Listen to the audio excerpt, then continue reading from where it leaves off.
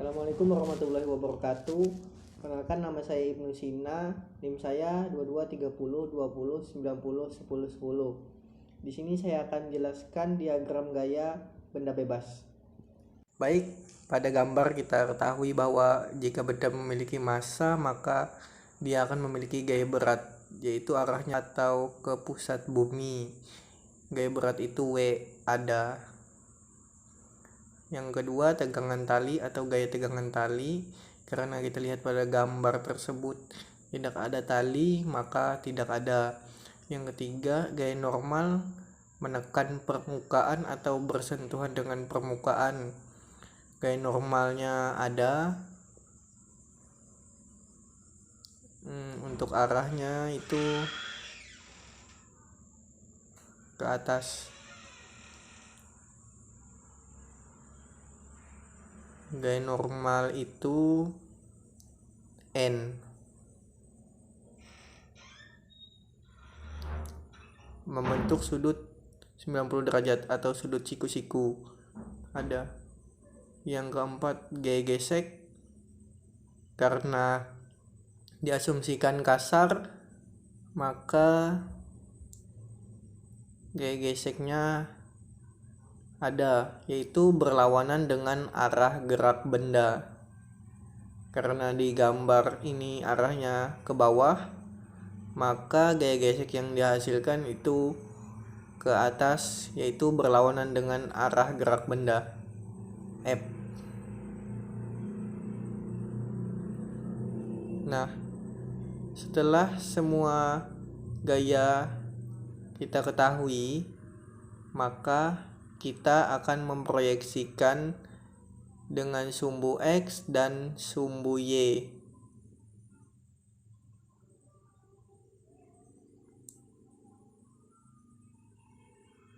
Nah, di sini bagaimana cara kita membentuk atau membuat sumbu X dan sumbu Y-nya?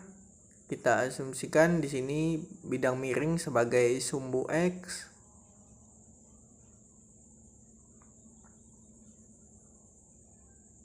dan untuk sumbu Y itu vertikal, yaitu bisa digunakan pada gaya normal juga. Nah, di sini kita proyeksikan dengan menggunakan sumbu kartesius.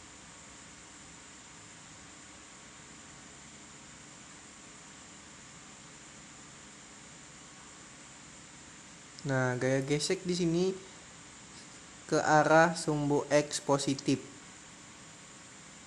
Nah, jadi di sini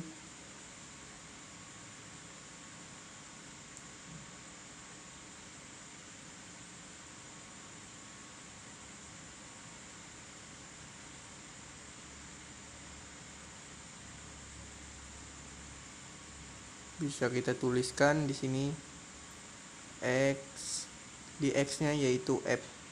F itu gaya. Nah, untuk gaya beratnya maka arahnya ke arah sini, yaitu di sini. Nah, bisa kita lihat di gambar gini. Jadi gaya beratnya itu sini arahnya. Untuk gaya normalnya itu tegak lurus dengan bidang, yaitu arahnya ke atas, gaya normal atau setara sama dengan sumbu Y. Di sini kemiringannya theta. Nah, di sini. Jadi, bagaimana cara menghubungkan theta ini dengan gambar ini dan gambar ini?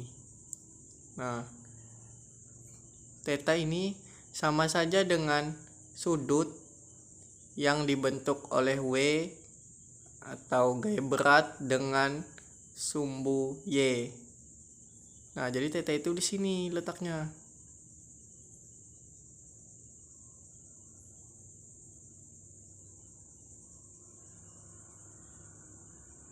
Nah, di sini karena kita sudah menggambarkannya, kita harus memproyeksikan atau menguraikannya. Nah,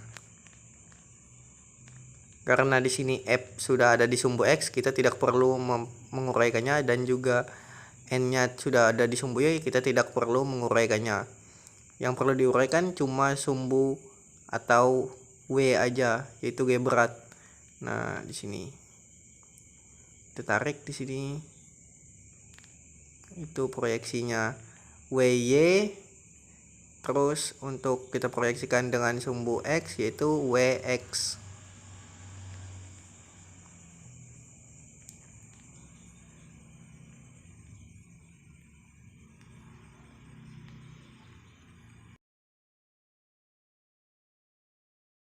Nah, di sini kalau kita ingin mencari WX, maka WX itu sama dengan W kali sin theta. Sedangkan WY sama dengan W dikali, biasanya yang nempel itu cos ya. Maka WY sama dengan W dikali cos theta.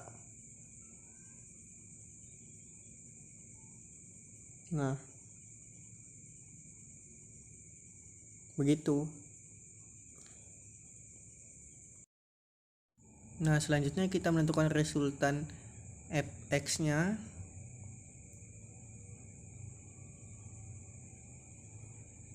Nah, untuk melihat resultan fx-nya kita tentukan dulu yang positif itu ke arah kanan, atas, kiri itu negatif, dan bawah itu juga negatif.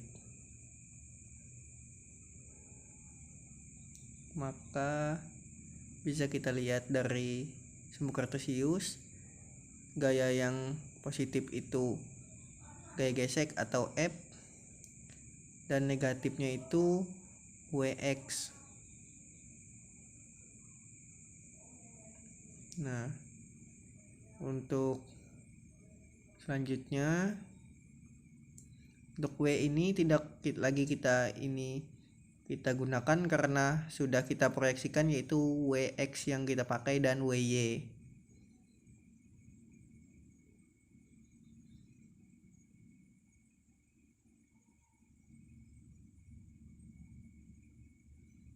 Nah, jika sudah, selanjutnya kita menentukan resultan FY. Nah, lihat apa saja gaya yang bekerja pada sumbu Y. Nah, karena ke atas itu positif, maka N itu positif. N bisa kita tulis min WY. Nah, jika kita ingin merinci lagi, sama dengan F dikurang W min cos theta. Kita rinci juga yang keduanya, maka N dikurang W sin theta.